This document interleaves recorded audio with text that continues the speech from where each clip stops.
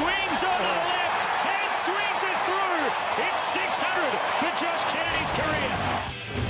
The Giants have shown some huge kicker to win a classic. Ball knocked down, Stringer gets the clearance, and it might be the game winner. He barrels it, heads long, bouncing ball. Goal, it's over. Hello, I'm Damien Barrett and welcome to Access All Areas, brought to you by Virgin Australia. The big forwards set the tone in round 19, and as I welcome Jimmy Bartel and Matthew Lloyd, we nearly saw one of the biggest upsets of the season on the Gold Coast. Yeah, we did have a thriller, Lloydie and Damo, and look, Gold Coast, to their credit, we finally saw the Gold Coast that was in the early part of the year, where you actually really had to come and beat the Gold Coast Suns, especially up there, but geez, the Bombers would be counting their lucky stars, wouldn't they? They would. They've won another tight one, Damo, but I reckon they'll review that one pretty hard. They wouldn't be that happy with how they played, but again, they've got out of jail late in the match. Got the job done, and a man who was removed officially from the leadership group, Cale Hooker, has never shown more leadership than what he's shown in this sequence of good wins that the Bombers have had. And the ball ended up with his hands with basically a minute to go yesterday, took the moment and seized control of the club's destiny and ended up slotting it. But it was set up with this pass beautifully by Tipping Woody. Oh, big moment players. We'll talk about Stringer soon. Hooker's a big moment player. Tipping Woody's a big moment player. We see the goal there, but we want to go and look at how it happened, because the Gold Coast had that ball on their half-back flank. They need to lock that in, Jimmy, but they weren't good enough to do it. Yeah, Lukosius is the spare number back. I actually like his positioning. I even like the half-back flanker who's up in front of him. Good spot, take proactive position. That's the error there. Right. Over-committing, sliding past, because if McDonald, Tipping Woody is kept boundary side, Lukosius comes into play, it's a long kick down the line, and they probably either punch it out of bounds or, best case, take the ball back. Letting him back inside completely ruins the structure. So they didn't do a lot wrong in that last play. The actual structure was right, but the execution was poor. Should they have had more numbers at the stoppage to hold that ball in? Looked a lot of space for Tipping Woody there. Yeah, but it was a great play by Dylan Shield. He actually wins the ball cleanly. First and foremost, he didn't fumble and just surged the ball forward. So a great roll of dice from McDonald, Tipping Woody trying to get forward. But if you just close him down and corral him to the boundary, it's a long kick down the line. Yep. Another roller dice player is Jake Stringer, who's putting together a really good season of footy. All-Australian in 2015. You'd think he'd be in conversations around that team again this year. 4 goals yesterday. Throughout the game, just gave a presence. Yeah, he's got confidence, and I think he's certainly got confidence in his body, Lloydie. Look, we saw last year he had different injury worries, which just forced him to be anchored to the square and trying to get that ball out the back. But seeing a lot of him this year, he's coming up at the footy, he's staying involved, and then he's going on from the first initial contest. I was in Adelaide last week, the day they beat the Crows, and he was sitting at a sushi shop with 8 of the young Essendon players. It's like he's become like the Pied Piper in a sense. A lot of young players gravitate to him. He's kicked 2 or more goals 5 weeks in a row, and he's their number 1 clearance player now. Whenever they need a clearance, Jake Stringer get in there. So he's impacting both. You wouldn't have said that about him a couple of years ago, would you? No, it's amazing that he was tipped out of the Bulldogs. Yeah. Just get him out of there, and now he's become a really infectious person at the Bombers. Cats have had their issues since the bye going loss-win. Ended up after round 19, though, a full game clear on top of the ladder and percentage, and just did what they had to do against the Swans. They controlled that game. Yeah, early the Swans are actually fantastic in hitting up the lead, and so they started to cut the Cats' defence apart. But their ball movement was back to the Geelong. They were playing a little bit more quicker, a little bit more dare. Some creative hits outside with Zach Smith coming into the ruck, which opened up this sort of play. And Tom Hawkins, 250 games since 2012, he's kicked 45 plus goals a year, which is an amazing amount of consistency. He's been All-Australian and best and fairest, but I think his last 2 years, Lloydie, in my view, have been his best 2 years. Really? Yeah. Do you know that they'd be lost without him, wouldn't they? Yeah. What a player he's been for Geelong. Irreplaceable, because who else have they had down there to support him? Hawkins was to go out of the team. You could replace maybe a Danger for a week or two, but you can't replace Tom Hawkins at Geelong. Bulldogs are surging, equal on points with the 8th place team. The percentage is low, but their win yesterday against the Dockers, a big win, 47 points, came with a touch of sadness when Dale Morris returned to the game after miraculously recovering from an ACL. That incident there, that's him there in the first quarter. So he was taken off the ground and received treatment, and then again innocuously in the third quarter went down again. It's amazing how it happens. He's played VFL games, but then you come to the cut and thrust of AFL, whether you've got to maybe turn more sharply, you've got less time It's amazing how everything can unravel for you. So disappointing. You'd think it'd be the last time we've seen Dale Morris, but what a player he's been. One of the toughest I've ever played. I know Nick Revolt says it's his toughest opponent, so he's been brilliant. And one of the nicest guys to ever play footy, full stop. That may well be his last game. We hope it's not, but it may well be. But someone in his first game, Riley West, showed enough, certainly in this passage of play, Jimmy, to suggest big things. Yeah, he's certainly got some tricks. They played him across the forward line a little bit early, got him up around the ball.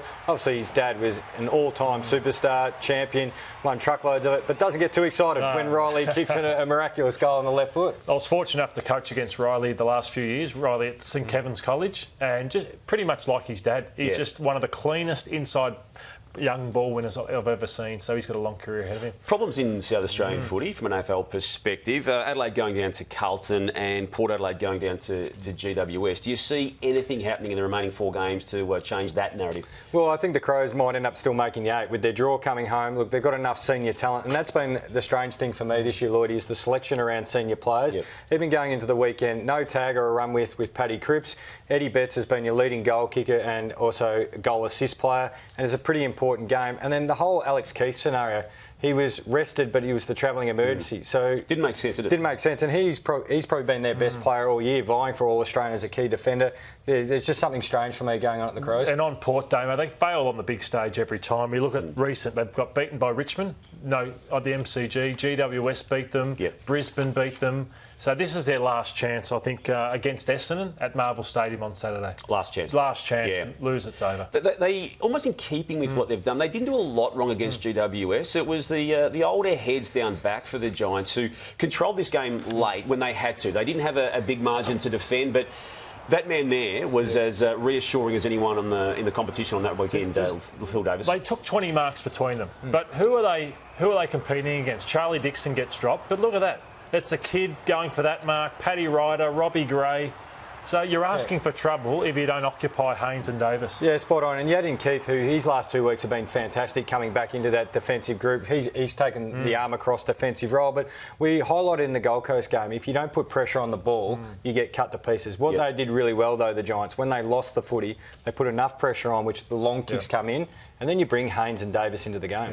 There's a goal umpiring howler in the Gold Coast Essendon game, and there was another one also in this particular game where Cleary takes the ball to the line, and the umpire, as we're about to see, determines that has actually crossed the line fully. The rule being the ball has to cross the line fully. Now, it doesn't appear to have, but that goal umpire rules out a rush behind. The field umpire comes in, demands a review, and that's his right to do so, but it left them in an awkward situation because that was then ruled no score, which meant the ball had to then come back and be balled up at the point of the goal scorer. In a game that's being decided by 1 point, should it be a kick in future to Cleary? So instead of a ball up, because he had the ball and possession of the ball, it shouldn't maybe be a ball up in the future. Yeah, I just don't get... I mean, the goal umpire got the wrong decision again, didn't he?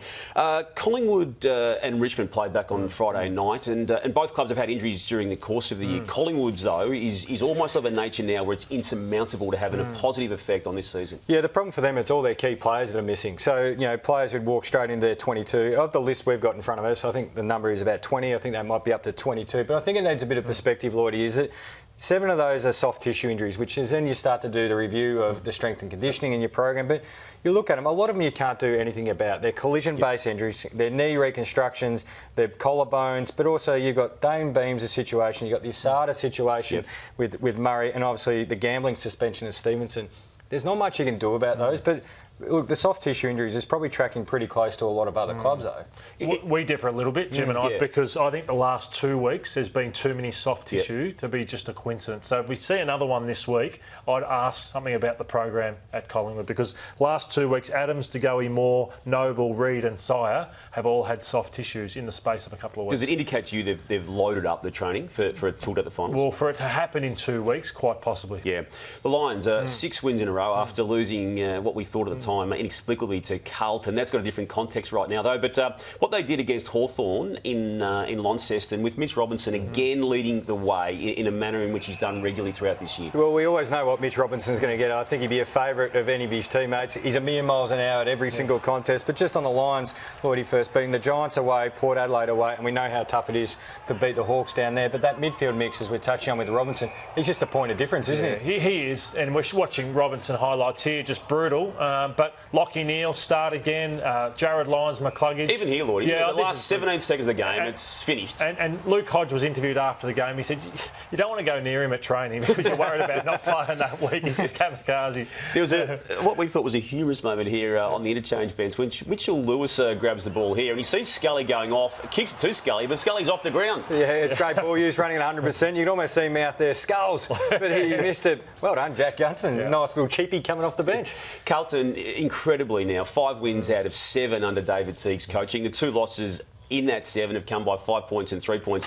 The numbers don't lie when it comes to this. Rounds 1 to 11 under Brendan Bolton. You can see on the left of the screen there, and then the Teague numbers on the right, Jimmy. And it's even more, I suppose, pronounced than that. Teague lost under Teague 10 plus inside 50 marks for every game, and Bolton only twice in the first 11 games. And they're also number 1 from scores from turnovers in the forward half. So intercepts and turnovers from the forward half, they're scoring off the back of them. Look, this is a complete philosophy change. You can forgive caretaker coaches are just holding the reins, same as, but Reece Shaw and David Teague have completely changed the way they're playing. They're playing the game forward in their forward half. That means everyone's getting up out of the back line. They're encouraging to go forward, and that's why those numbers reflect that. More inside 50s, the scoring's gone up, and they're just playing the game parked inside their forward half the ground. Remember we were showing vision of Gibbons being out countless times. Well, now they're just playing players to their strengths.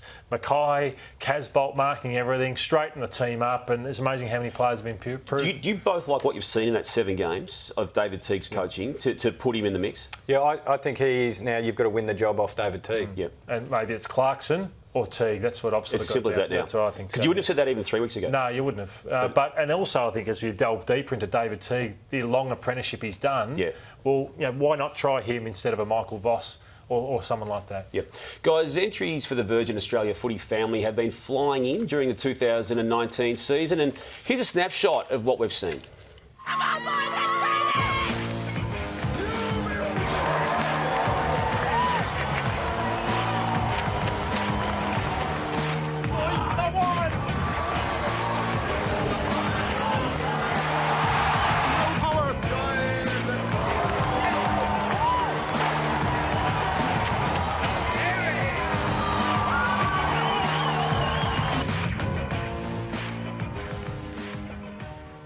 And you can find the full version of those videos at afl.com.au/footyfamily.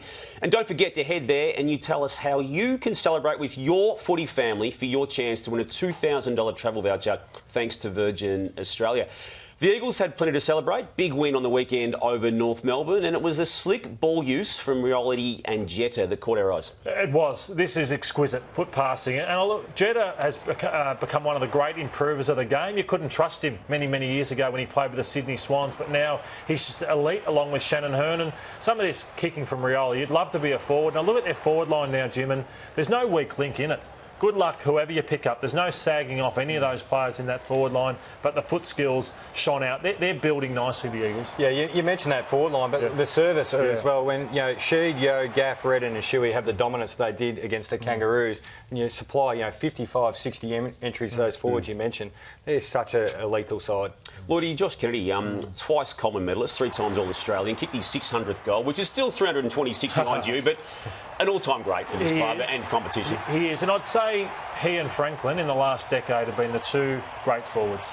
I think there's daylight to the next one. I'm not sure if you want to throw Jack Revolt in there, but to me, Kennedy and Franklin have been the dominant forwards for the last 10 years. Yeah, I'd have Revolt in with him because he's actually had to change a bit of his game, but I think he's been just as good as those 2. Yep.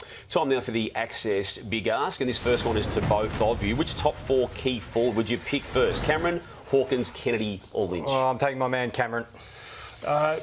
unbelievably after what I said earlier in the year. I'd take Tom Lynch the way he's playing over the last That's a month. quick turnaround. It is a quick turnaround. Yeah. His movement is sensational. This also to both of you. After Melbourne's contrasting seasons in 2018 and 19, where do they finish in 2020? 12th.